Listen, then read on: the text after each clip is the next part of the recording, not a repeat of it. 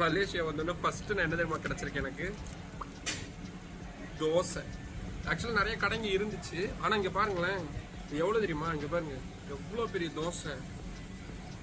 இந்த தோசை இங்கே இந்த ஊர் பணத்துக்கு 2.5 ரிங்கிட், நம்ம ஊர் பணத்துக்கு 50 ரூபா தான் வருது.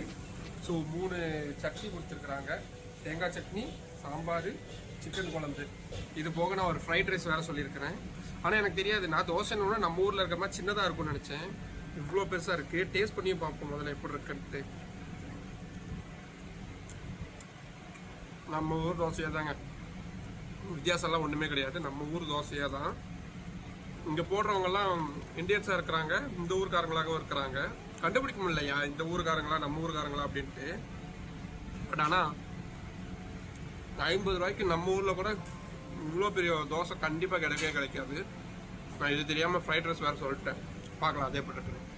நம்மளோட அடுத்த ஐட்டமும் வந்துருச்சு. இது வந்து இந்த ஊர் ஃப்ரைட் ரைஸு, அதாவது எக்கில் வந்து ரேப் பண்ணி உள்ள ஃப்ரைட் ரைஸ் வச்சு கொடுத்துருக்குறாங்கன்றாங்க. எப்படி இருக்குன்னு பார்ப்போம். பட் ஆனால் ஸ்மெல்லு செம்மையாக இருக்கு. வாவ், அருமைடா முதல்வர்களே.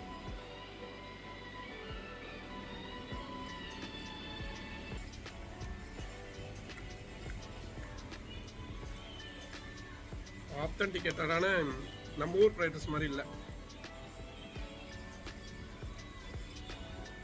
ஏதோ வித்தியாசமா இருக்கு. நல்லா இருக்கு. அந்த ரைஸ் ஒரு மாதிரி வெந்து. இது நம்ம ஊர் பணத்துக்கு எவ்வளவு நம்ம வருது? 125 ரூபா, 130 ரூபா வருது.